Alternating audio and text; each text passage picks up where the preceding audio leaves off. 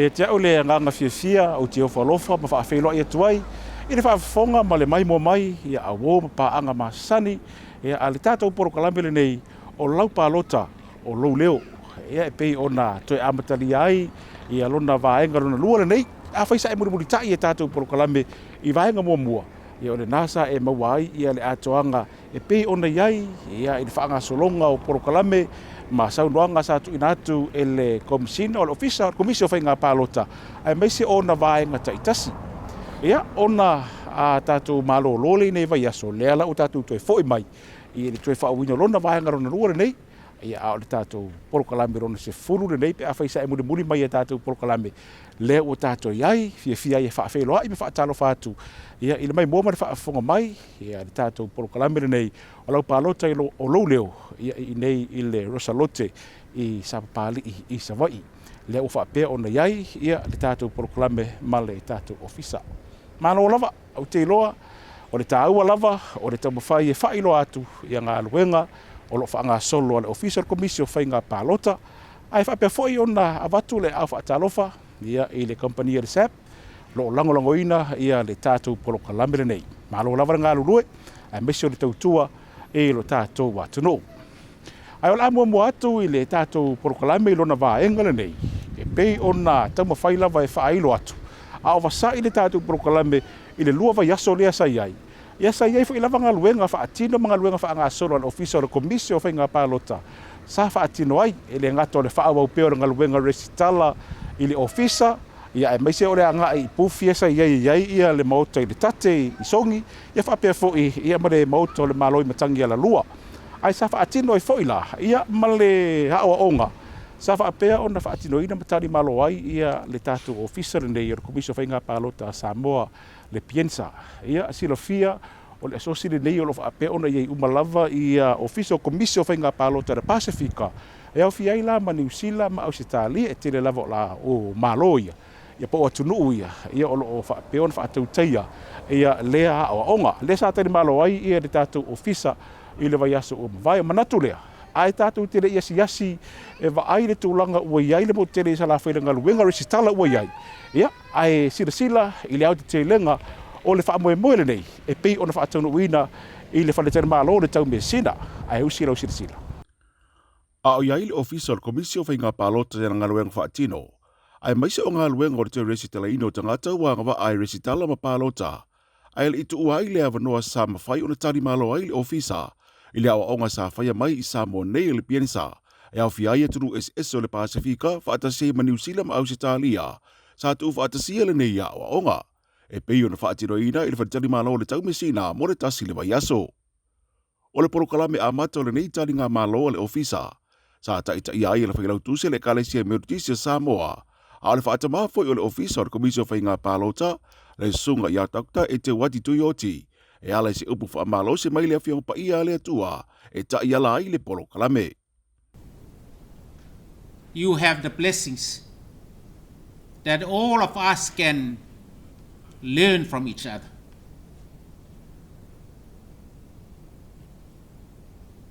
Yes, the Spirit of the Lord is upon me and upon you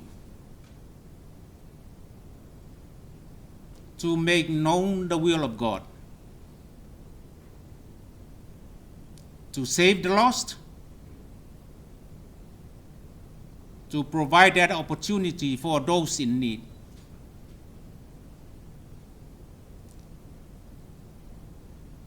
I wish you a blessed meeting this week. May the Spirit of God continue to anoint and bless all of us, so that you and I, all of us, can be instruments whereby the love of God is expressed and made known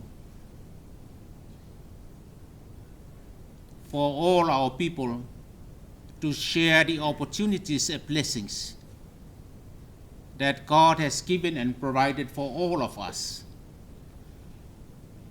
O le mai au le sauni ngā lotu, nā ta pena ai le ofisa le ava o le whilo inga, o tū maanga tari malo masani a Samoa, e pei ona mōli mawina e atunu umasa awai mai le nei wha amoe moe. Ua!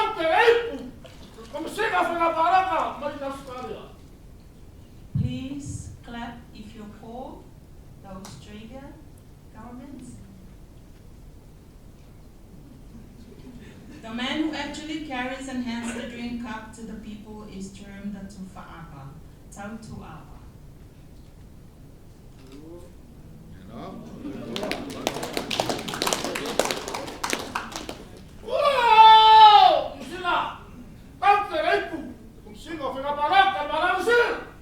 Government of New Zealand, Commissioner of New Zealand, please.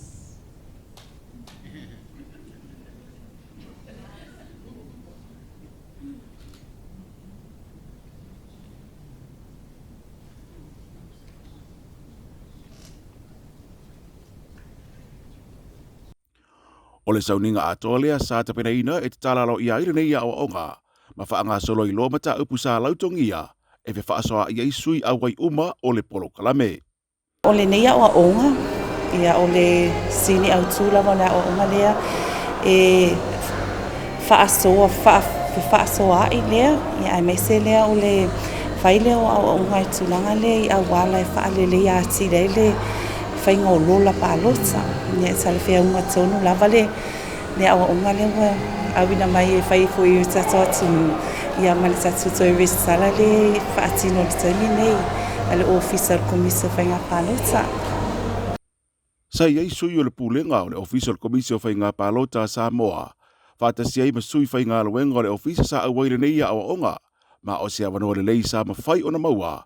A wale whaatino ina o ngā luenga e le ngate le resitala a le mautino o le sao manemoni o whaamaumaunga. Capacity building. O le mawhaile na wa o ina aile ngata o le staff o lo mawhaina maole a wanoa a wai atu waile I le training lea. A o le tulanga fo ile mo mai e fo inisi o wala. E whaalele e lau o nanga whaaristala mo le Vaega Palota. E fisosoani ile una ia fo i tato toi ristalanga le a lui taimi nei. Na toi whaamanino a tiri fo I tia I tu au le tāu o polo kalame nei. A wā lava le maua e atunu o le Pasifika ai maisi o Samoa o Avanoa. E malamalama I ta iala maa la fua mawhainga whaavae. E lima te inai ngā luenga. E pei ona whaatino matalanoina I nei a onga. I le whaatino lava ia o workshop ai me say fo ia training opportunities ale piansa o le afu nei o le whaalele ale o le tomai. Ale tomai I tuina le o unanga whaapalota I so se au unanga tulanga le lola, tulanga fo ile o le whaatinunga o le palota ai me say lava ia tulanga fo ile mawhai ona si iti aile au nanga whaafai palota. Na whaewina ma le manuia le nei a onga, ma taurunga ai le fia ma le tau mawhutanga whaamawai. Sa saunia le komisina ma le pūlenga ma le official commission Vaega Palota Samoa, e pei ona whaatautaia I le whale einga ale roko si Malifa. Wa e sira mai whaafonga I le atoanga o le a onga e pei ona tamu whai e whailo atu, ia ele ngata fo I lea. O lea ua whailo le tūlanga tāua o le nei a onga. Ma lona tāua I le ngata mua tunu o le Pasifika sa awai.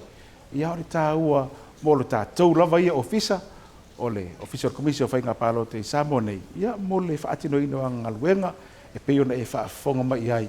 Ia I le vaenga mua le nā o le tātou proklame. Wai te tu ua le tātou mawhitanga po le tātou proklame le nei o Lau Palota o lau leo. Le la whai le tātou malolonga mo tātou a whaalau I loa fo I le company o langolango ina le tātou proklame. O na toi taliu mai ai lea.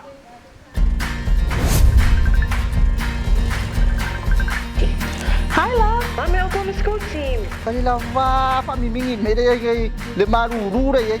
Kalofai. Hi, Daddy. Ala mo wala oi kami kingai lao. Le fai ama se kanga me ama koi oval o bisi. Ko ala nga kimo me alwa yaso len ki e o mani va yaso. Ke se ora lo waso afora kure la fox se kupe va ka wes ko masing. Ore ma koi pisi ama ko ni me ya ye. Se la ma ko esi lo ke lo ele me foda sap le fai. E ma fai nga pe nga. Ai piki I. Yeah. What do you think? E fere le bongo wo yo ko vai Samoa. O le online service al SAT, ua whaingo fia na whai matatongi ei whaatau mai atunu mamau. E se whea ilo taimi, mai sanga le mua I e te le tau walu se paritupe. O na alo susu mai lava le SAP, e wha maumongo o loa na whaatau wina, e wha anga yoi ai ele online team fofuanga mo oe. O le nei wha maa avenga ma o loa, e moa uma pe ai asiasi tuatusi www.ssab.ws. Wa piki ko fa ka. Aya, le wo ina fale. Ola ngā me hui upau. Ia le upa uma TV. Mo nisi o whamtalanga wala au mai le lua fitu wanu o lo message mai la mātou Facebook page. SAB, simply the best. Talofa ua toe whaau re tātou porokalame o Lau Palota, o lou leo. Ia e peia o na tau whaelo atu le amatanga o le tātou porokalame. Ia o le anga i mai o le tātou ofisa na Real Commission o Whainga Palota le mautele sa la whai e whaau wau i lawaranga luenga lea o le toe resi tala ina o i la tau uanga waa e resi tala. Ia matapena ai mo le tātou Whainga Palota tele i le lua afe, lua se furuma le ono. A o le ala la ave lau se resida ma lau whaafonga. Ia i le iai fo i o le ofisa i salafai nei, ia ma le whaangasolonga o le ngā luenga. Ia i tū mālo nei o lo amatai, whaasare le anga mua, whaasare le anga lua, whaasare le anga tolu, ia ma whaasare le anga wha. Le ala ala e mai mua mai ai, ia i le tūlanga fo i wa mata i tū e le ofisa, taruna a mataranga luenga i le motele nei i salafai. Ia e ngata fo i lea, ia o le sao fo i la tō wia, o sui o afio anga, o pure nuu, e pei o na iai, ai usi melau whaafonga.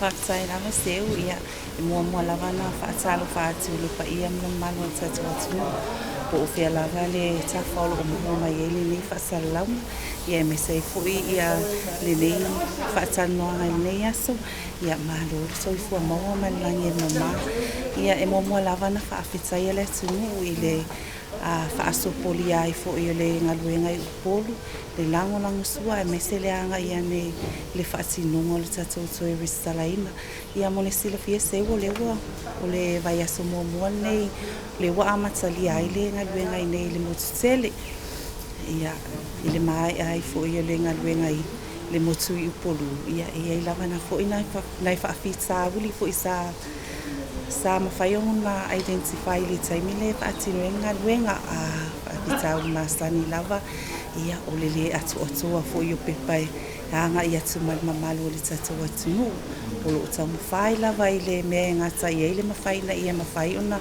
whaatino lava le resala tangata ia e whaonga ia i whaamaunga fo i o lo mawhaiona maua atu i tono o ofisa e whaafai mofia i na ia tama whai ona i fo i lava sesti e le i whaatino le resala o le si whaafita uli fo i lava o le tūranga le ia i o le me ai oni whaamauni anga fo i le ai i tūmalo ia le fia o resala i ele mamalu na tunu ia o whai lava sina o tutu a ai lava le ofisa le tūranga fo i le ai le i qualifications e te tauna resala e tangata i tūmalo ia o le tūlanga le ia e whaamalamalama lava i sui o le awhioanga lea o lo oanga ia tu episosoani le ngaluenga lo ofisa ia tūlanga e au una malamalama ai whaita inga a whai lava i sila atu le pule nuu o le suita maitai e nā te le sila fia ina le nei tangata ia e o lo o te tala le awa noa e na te refuse ai i le whaamaoni anga se tangata tu ina atu le tua whailunga le lola o le isi whaapitau i te le lava ia o le whaamaina le o le awa noa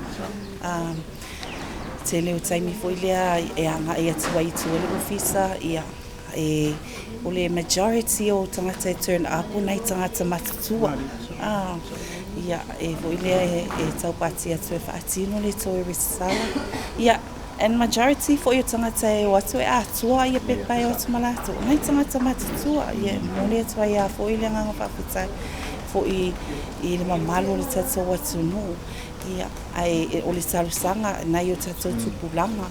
O le vai mama pa tu lo mutu male afi. E anga I mai whaatino le mesala. A whai te le awa noa mai fo inga luenga wanga I mai tua. Ia whaonga tatou ofisa le ia pia. Ai mo le tatou mutu tele le wanga I mai lenga luenga. O le talusanga, o le tualalu whaamomole whaonga le te amanoa. E ese le whaingo fia o le tunanga le wanga I mai ele ofisa. E le aluele se tupe. E na olo savali mai lava I le maotolo whaatino ele ngā luenga o lo tama whai lava e nei e tofu lava le nuu ma le whale whaatino ele ngā luenga resalo le vai aso atoa lava nei e na whaasale angatasi, lua, tolu, wha e anga I ngā I atu umai I whale I o fuafua e whaatino ai. Le fo ia lua te whaasala ngā le ofisa ma whaai lua tuai maota I e whaatino ai. A me sei lea o pepa mana o mia. O suinga ia ina ia mawhai o na atu atoa. Ma sa o le leo wha mamonga I tuina I tatou lula. Ia awane e ala tue mai lo pepa whanau. O simi siaki le ia ilunga. Ai sau tatou lula. O tui simi. Ia tutu sau maa wha mamonga I tonu tatou wha mamonga I tatou malo. Ia e ato ai foi fa mo tatou lola o wata tatou whainga Palota. E whaawhaingo fia I foi mo oi. Le taimi e te anga e toi whailau Palota wa o lea te manatua. O suafa, o lo oilunga o upe paloa. Ia, e whaingo fia I ona suelo suafa e whaatino ai lau Palota. Ngā lo whaafitai. Ia, lo manino o mafola sanga ia ma Vaega pe ona ta ua tarona amatara ngā luenga. Lewa lua so tatu I savai fu e peia ona iai. Ia e o lesi lava vala lea e fia whamanipia me o pepa lava. Ia salo mule mawina fo I nei. Whapena lai tu mo te pepa whanau api e tau pa ua I le mamalo le atunu. Savai. Ma le mea leo le pepa matai. Fu I le pia si se atangata. Pepa matai o le mea fu I le o le siti. Whamana mo le lava tia o iei lava no si e tau whamanino a vala ia. E si ai tau e lava le mea pepa whanau. Ia ma mea I o pepa matai. Ia whaafitai. Ia pe ona alua tui tele o whaasala lama. Ia o lo pepa whanau ma se idea whaamaunia ai. O e tonu lava lea e ona I pepa whanau. A le o nai ma whai ona whaatino lau resala e na o lo tusi po lau. Pe a whai o lai lava e au ngā. O e a ona tāpā ia whaamomonga ia. Ia o whaamomonga ia le e ma whai ona prove ai lo tangata anu. O e o le tangata anu o Samoa. O le mele le ma whai ona stau aso o tangata o le si astunu ma paresala I lunga lola a Samoa. E na o tangata Samoa lava o citizen I alo I o citizen I alo I o Samoa. E ma whai ona resala I lunga lola al tatou atinu. Ia ele ngatai lea, o lo pepa whanau po le pepa whaamaonia le tāpā te lo ofisa. E ma whai ona whaamaonia I o e atua lo lua sipulu sasi tau sang. Lua sipulu sasi maa ngai runga wawanga vai e ma whai ona whaatino ele resala tangata I lunga tatou lola. O le pepa whanau ma se aiti aloa ia, aiti la le ma whai ona whaonga I lo laisene amta avale. Ia ona I o tatou tangata matola to pensione. Ma whai ona whaonga ia aiti a onga wa ia aiti le NUS, ia aiti le USP. Ia le ngatai lea o kako aiti nupi wha, whaonga ina foi. Ia au aiti whainga luenga foi. Ia kua ia lava ia ofisa mutanga luenga e mesi foi company. E iai lava aiti ala to au whainga luenga. Ia na whaila na whaatinoi. Tūlanga lea a whai. E se tunanga fo ilia ele ai se IT e ai se ata wa e ai lava le mamalo tatou atinu ele ai se ele ai ni fa mo fo ile ai ata e na o pepa whanau ma whaina o atu mātuolo o iungo le pepa whanau e saini le pepa le ofisa e whaamau ni ai o lo na alo tonu lama e una ina i le pepa whanau lea ale ai e ma whai e lo tu o lua whaai poipo ia abatulu pepa whaai poipo e na whaamaunia o e tonu lama lea e ona le pepa whanau e ma whai fo e le sui le nuu suita mai tsai po le whaafenga inga fo i una whaamaonia le pepa whanau e le whaapela e fosia e mātou le tūlanga le se i longa lava o mani i ai le pule nuu suita mai tsai po le whaafenga inga nā te whaamaonia le pepa whanau o le tangata la tau te silafia ka tau amu whaiona whaatino le tūlanga lea pe o nisi o pepa whaamaonia ia le e fo isina wala le tūlanga pe na e sau noa ai foi ia ma e tau mia e fo inisi fo ile a whaapea ele mwhaina o mai ono tūlanga le misi lea pepa ma lea pepa tai manino lea Vaega ia au ia la paranga ruenga i sava nei la sugar te ita e fo tato Vaega resistal la se fe au ta ua mo sava i la ia fai ona fa ngale va no le tato ia sava nei ma le va yaso mai si va yaso le renga ruenga nei sava fa ngale ava no Paula valeu tsar sanga fa ngale ava no o le fai ngu fie le ia le ngata ilea a fai ele o ma fai ona fa mo le ma so fa mo mo le tu ia Vaega ye mana o mi ele fa atino no visal o le ia sui o afio anga i ma fai ona fiso so ani mai le tunanga le fa mo ni anga o fa mo mo tu ina tu mo le lola ai a fai la nai te fina ngalo te malanga mama watu ia fai lo watu ia ini se fa mo te mana o mia ia alele o ma fai ona sa fia tu le sui o le afio anga poni si foi o le afio anga le o ma fai ona fa atino le tulanga le fiso so nai ngalu nga vesal Paula valeu tsar sanga le ofisa nei e tau ngō fie, ma whai ngō fie. Le anga i mai tatu ngā luenga, ia le wanga i mai tua. E au le leia sala whai. Kei tia whastai. Ia, whawhitai a se manu rau maua le awanoa, au iei fwoi le ngā luenga official commission whai ngā Palota i nei se o tātou a whioanga. Ia me se fwoi o lau songa le tofi o lo whapea ona. A so soni fwoi le ofisa i nisi o Vaega o lo whapea ona mana o mi ai o le whaamaoni o nisi fwoi la wau le a whioanga ma Vaega i. Ai se fei sau noanga fo ile tūlanga fo o lou a sao i ngaluenga le lo whanga so ro te mire nei e office Kaya mo fa sili lau fo imale office ma manu lau ko pikola au man ya la o ko si la ko le fengo fie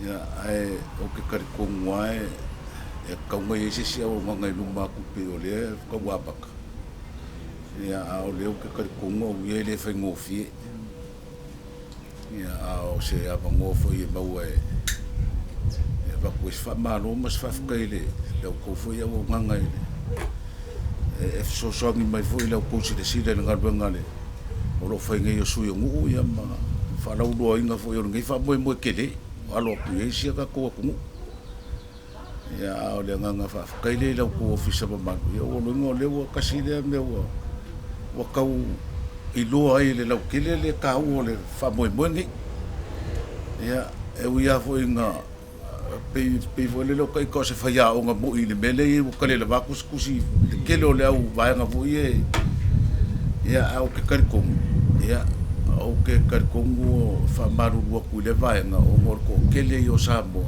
kasi ale ai lua ai ti e mga umia yo ko kele au si Vaega ele malanga e fa foi mo ngila ko passport ho le e lua ingi me fa maungi ai kusa malenga duenga fa ka male fa maungi ngao e pe foi la wa o le fa ka la ko foi le levo o lo ka kaule le amo ka ia o le su le ia le wo roinga ia wir ka wo o misi fa fi ka uli mak ia pe o le nganga le mo le fa fisile lo fio malo o le tau wala wala o le Vaega tonu le pe o tau ina ia mauti no fo ina office o tangata tonu lava o le tau fio anga por ni fo itu o tatou whanga le o sale longa le o lo mai resitala i le tatou a fio anga ai mese o le lola o no tu langa le tama fai le office ina ia mau ni lola le lei fo ile ia ma le tulanga fo o lo le sitala lava o i lo fio anga po lo itu malo salo le sin na vala le ale o tapa ia le to fa fo ia lo so mo le tofi na ia mauti no lava le office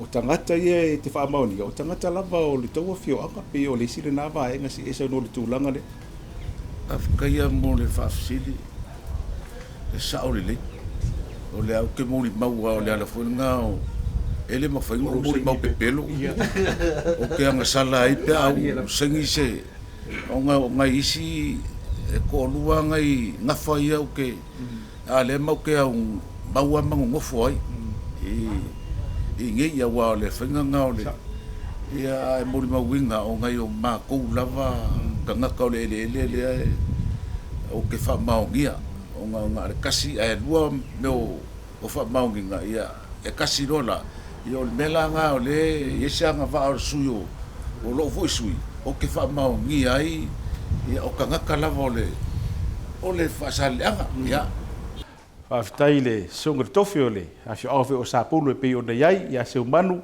ia malona sao i le ngaluenga le nea le ofisa o lo whaapeo na whaatino a pei o na ia tā ua e pei ai o le whaiaonga fo ile whaiaonga la i o le poku salalau kongo le poku waonga whaiaonga o mea kau le sikalam na whaamau ngio ka ngu mongi lava o sāpulu seu mangu lana pei o na e whaafonga ma iai le mori mau ia a le songa i le pura nuu ia i lona fo i sao po o le tā ua o le sao i la tau ia i le ngaluenga le o lo whaatino a le ofisa o le komisi o Vaega Palota e ala i le toi resi talaina o i la tou ua ngawaa ma e te tau o na resi tala. La whaia le tātou malolonga o te tu ua le tātou porokalame ma le tātou mafutanga. Le angai te tau wa o na ave pēla o sila sila. A o iai le tātou porokalame ia i le mo tele sa la whaine i isi fo i o i tū malo. I le mo tele sa la whaile na ta o i tū malo e whale o a mata i le ngaluenga. A vela i le o sila sila pe a umar tātou malolonga. A e usi whaafonga niso whaalau iloa. A le kampani o lango ina le tātou porokalame.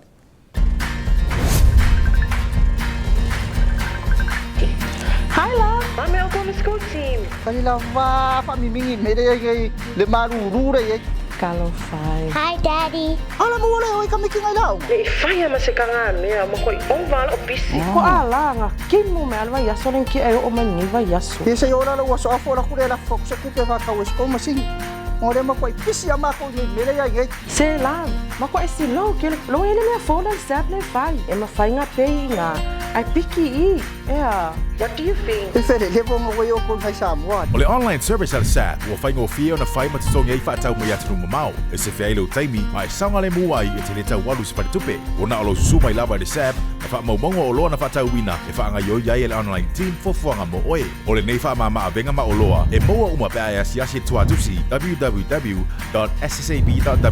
Wa piki ko whakau. Aya, le wo i le fale. Ala nga me fo upau. Ia le fo upa uma TV. Moniso vam telanga pala au mai le lua fitu waduono o lo message mai la mato Facebook page. SAP, simply the best.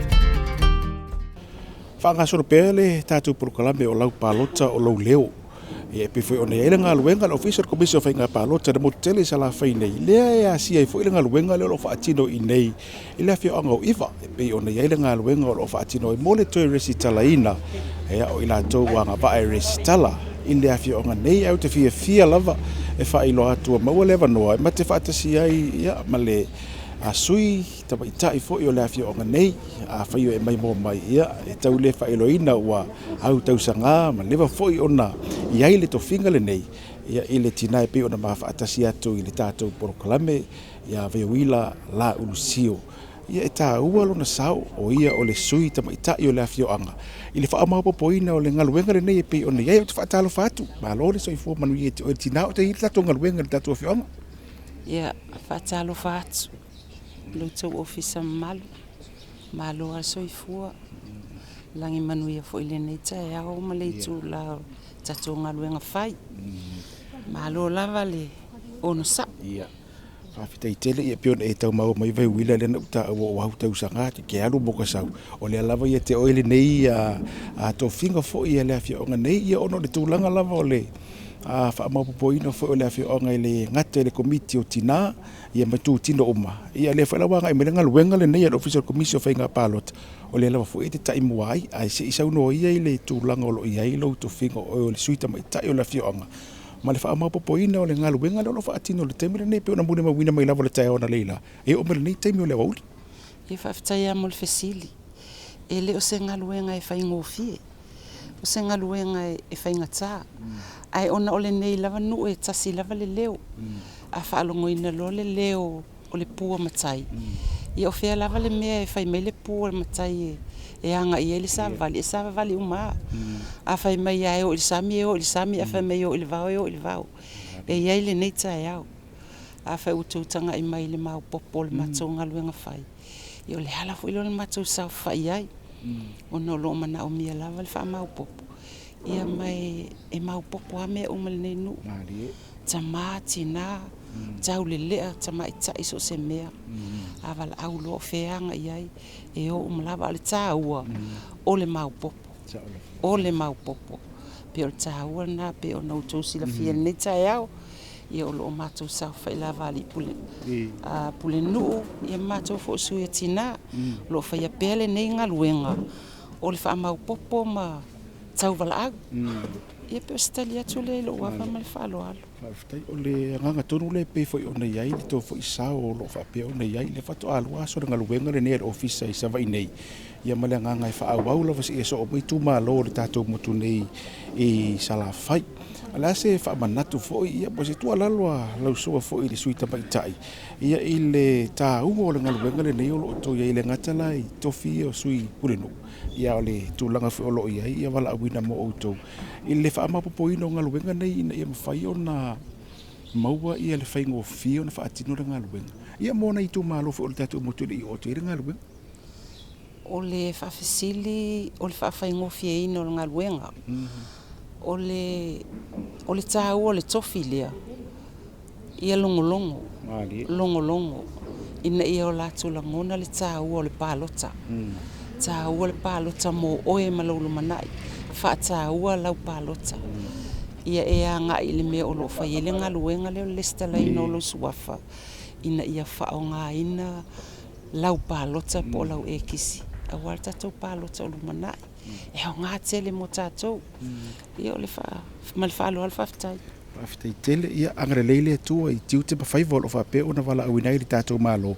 ia e mese o le kale sia le tatou afio anga wa mai moa ia I le saunoanga le suita mai tai ia e pe ona tu inatu ia vai wila le tatou proklame o Lau Palota o lo leo avatu le fa manatu o le suita mai tai le fe ago iva e tau o lo sao e ala le Palota pe a o le Palota ai te sau e fai mua ia lau ristala I le vaenga o le tatou proklame fa aftai le mai mua ma le fa afonga mai ia au iai pe alava le tatou proklame o Lau Palota o lo leo ia I le tūlanga lava lo mata I tu wina ai le whaatinonga nga luenga le Official Commission whainga Palota I sa vai nei ia le fo ma whaatasi ai ia ma whamui kasi fo io sui fo io le nei tu malo le o lo whaatinonga le nga luenga le o maua I wa umarana restala ia ai le lei ia whaatalo whaatu whamui malo lava le soifua manui whaafutelo nei maua soifua lau lei ia malo soifua le ka ea ko office ma le lei e tā ua lava le vaenga whaua ai mai ia e umalon whaila restala la se tā ua ia te oila ngaluenga la wanga e mai office I sa vai nei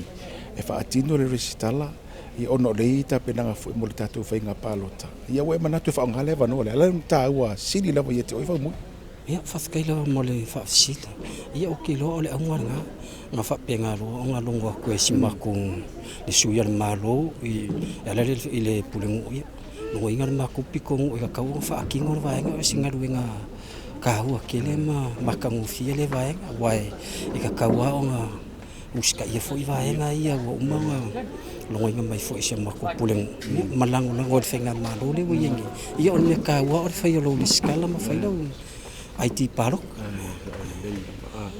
ia malo manatu le fa manatu fo ile tona ave ina ise fo I tu malo le o tu ia le ngaluenga au o le tangata le o se fa atina le stala o le asa u fa manatu ta u ala o no le va no le ia tatu ina ise vai ia tau mau ata to ma ofisi ia pia ala se fa manatu mai la o fo I a sui restala ia ole nganga o ia o fa penga o ngale fa kuai mai va ia sia va ngo ka wa kile le va ngo ngi e ka ka wa nga awai umai fa kingo le fa moi le o le skala ia wa va nga ka wa ia ma le fa mana mai fo ia ko office am fa ka wa le va a ko me pepa o wa pepa fa nga wa le ka wa le o ko sa ngi ia ma mi la va pepa fa nga ia o le IT ile ka ia o me nga le sa sitting ia fo ia ngi kai me nga awai fo ile fa nga le skala after tele pole fa avano lo te mi fa mui wa nga me fa tino restal au ye tato office ai sa ia nga lele li tiu te fa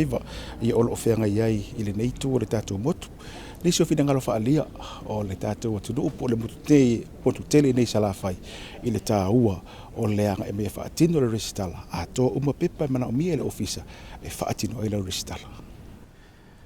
Ia o le awhio angare nao iwa, le sa e mai mua mai ai, sa whaatala no ai, ia le suita mai tai, ia e mai se fo ia, o sui roa fo i o le awhio anga male i tū malo, le sa e sila mai ai, i lo lātou whaatawa ina o le nei wanoa, le wanga i mai ai ia le official commission fai ngā palo te whaatino langa luenga nei o le toi resitala ina o i lātou ua ngā waa e resitala. Ia e resitala lolo no winga o e ngā waa foi e te palota i le fai ngā palo te tele i le lua afe lua se furu maleono le olo tā pena atu iai le tātou ofisa alo tātou atunu ai le tāua lea e fai ona whailo atu.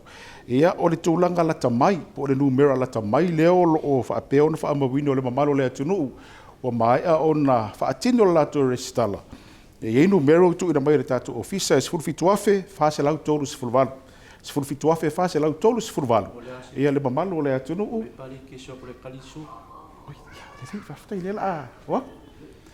o le whainga le nao i lato mai ana resitala. Ia o le whatua amata le numera nei savai. Ia lo no winga e iai fo i le swinga.